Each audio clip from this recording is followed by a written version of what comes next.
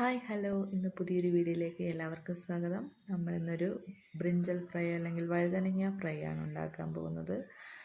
മീൻ ഇവൻ്റെ മുന്നിൽ തോറ്റു നിൽക്കും, അത്രയ്ക്ക് ടേസ്റ്റാണ്. മീൻ ഫ്രൈയേക്കാളൊക്കെ ഒരു ദിവസം നമുക്ക് മീൻ ഇല്ലെങ്കിലും പിടിച്ചു നിൽക്കാനായിട്ട് സാധിക്കും.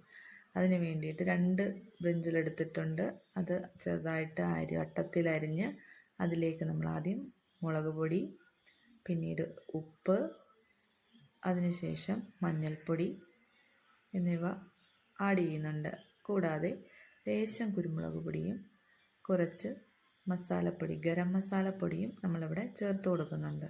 അതിനുശേഷം അതിലേക്ക് അല്പാൽപമായിട്ട് നമ്മൾ വെളിച്ചെണ്ണ ചേർത്ത് കൊടുക്കുന്നുണ്ട്.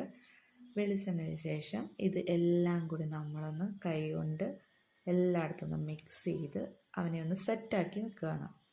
അവൻ കുറച്ച് നേരം റെസ്റ്റ് എടുത്തോട്ടെ. ആ സമയത്തിനുള്ളിൽ നമ്മൾ ഒരു ചീനച്ചട്ടി എടുത്ത് അടുപ്പിലേക്ക് വയ്ക്കുക. ചീനച്ചട്ടിയിലെ വെള്ളം നന്നായിട്ട് വറ്റണം. എന്നിട്ട് അതിലേക്ക് അല്പാൽപമായിട്ട് വെളിച്ചെണ്ണ ഒഴിച്ച് കൊടുക്കുക. വെളിച്ചെണ്ണ ഇങ്ങനെ കുടുകുടാന്നിങ്ങനെ തിളച്ച് വരുന്ന സമയത്ത് നമ്മളതിലേക്ക് എന്ത് ചെയ്യണം? ആ റെസ്റ്റ് ചെയ്യാൻ വെച്ചിരുന്ന ബ്രിഞ്ചൽ വഴുതനങ്ങ അതിലേക്ക് ആഡ് ചെയ്ത് കൊടുക്കുക. ഒരു 10-20 മിനിറ്റ് വെച്ച് കഴിഞ്ഞാൽ അതിൽ നല്ലതുപോലെ മസാല പിടിക്കും. അങ്ങനെ ഓരോ വട്ടത്തിലാണ് നമ്മൾ അരിഞ്ഞിരിക്കുന്നത്. ഓരോ പീസും എടുത്ത് അതിലേക്ക് ഇട്ട് കൊടുക്കുക. അങ്ങനെ എല്ലാം നമ്മൾ സെറ്റാക്കി ഇട്ട് കൊടുത്തിട്ടുണ്ട്. അതിങ്ങനെ മൊരിഞ്ഞ് വരുന്നുണ്ട്. ഒത്തിരി മൊരിയണമെന്ന് ഇല്ലാതെ ഓരോരുത്തരുടെ ഇഷ്ടമാണ്.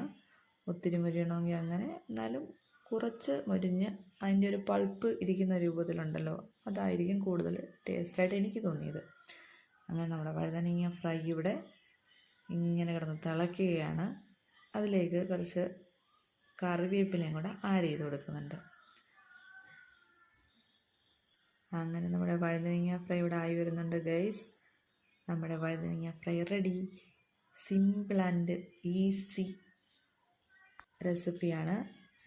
വഴുതനങ്ങ കഴിക്കാൻ മടിയുള്ള കുട്ടികൾക്ക് ഇങ്ങനെ ഫ്രൈ ചെയ്ത് കൊടുക്കുന്നത് കൊണ്ട് അവർ ചോറ് നന്നായിട്ട് കഴിക്കും.